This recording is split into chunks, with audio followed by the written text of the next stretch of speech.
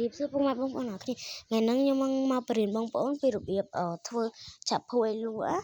មុនដំបូងគឺចូលទៅកន្លែង trade 3ហ្នឹងមកហើយបន្តមកយកទី4ហើយបន្តមកចូលមកកន្លែងហ្នឹងមកហើយក៏អូសទៅមុខអូសទៅលើនេះទៅនឹងឃើញហើយតិចទៀតឃើញណាបងប្អូនណាចានេះឃើញណាកន្លែងពណ៌ pink ហើយនឹងពណ៌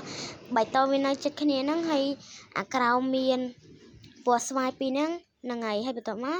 អាហ្នឹងគឺជាតុបអានេះគឺជាមហូបអាពណ៌លឿងហ្នឹងគឺជាមហូបទេណាបងចូលកន្លែងទី3ទៅអាហ្នឹងគឺជាមហូបណាចាហើយបងនេះចុចតាមសញ្ញាដែលខ្ញុំធ្វើហ្នឹងមកបងនឹងស្រួលធ្វើហើយចាចុចតាមហ្នឹងទៅបងចង់ដាក់អីដាក់ហ្នឹងទៅ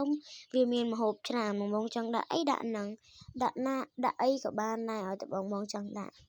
ចានេះបងហើយកន្លែងហ្នឹងគឺបងខ្ញុំលុបអញ្ចឹងហើយបងដាក់ខ្លួនឯងសាមីមកចាដាក់ខ្លួនឯងសាមីមកចូល scroll យកទៅកន្លែងមិញដដែលហ្នឹងចូលទៅកន្លែងហ្នឹងដដែលហើយមកចូលមកកន្លែងទី3ដែលខ្ញុំប្រាប់បងមិញហ្នឹងមកចាចូលទៅហើយយើងនឹងឃើញណាបងទាំងអស់គ្នាស្អែកឡើងគឺខ្ញុំនឹងថតរឿងឲ្យបងមើលចាំទាយចំណងជើងរឿងដែលខ្ញុំនឹងថតស្អែកឲ្យបងមើលផង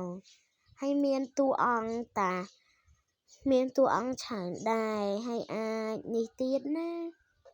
អាចនឹងរឿងស៊ីចម្ពូអីក៏បានដែរតោះឥឡូវមកចូលសាច់រឿងយើងវិញ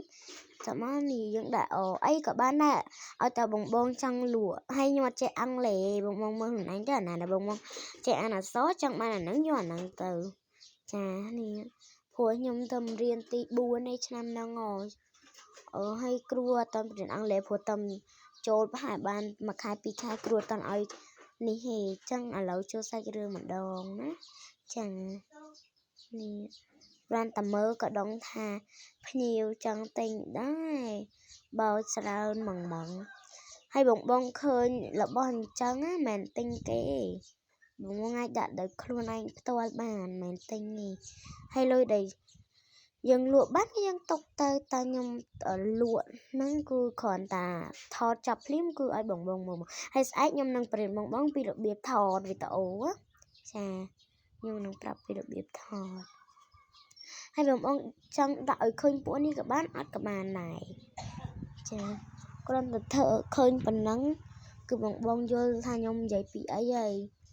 ចង់ដាក់អានឹងចេញក៏បានចង់អត់ដកចេញក៏បានដែរស្អែកចាំខ្ញុំបរៀនណាចាខ្ញុំចេះមកពីគេដែរទេហើយខ្ញុំក៏យកមកបរៀនបងតទៅវីដេអូហ្នឹងខ្ញុំកាត់សល់តែ3នាទីឯងបាយ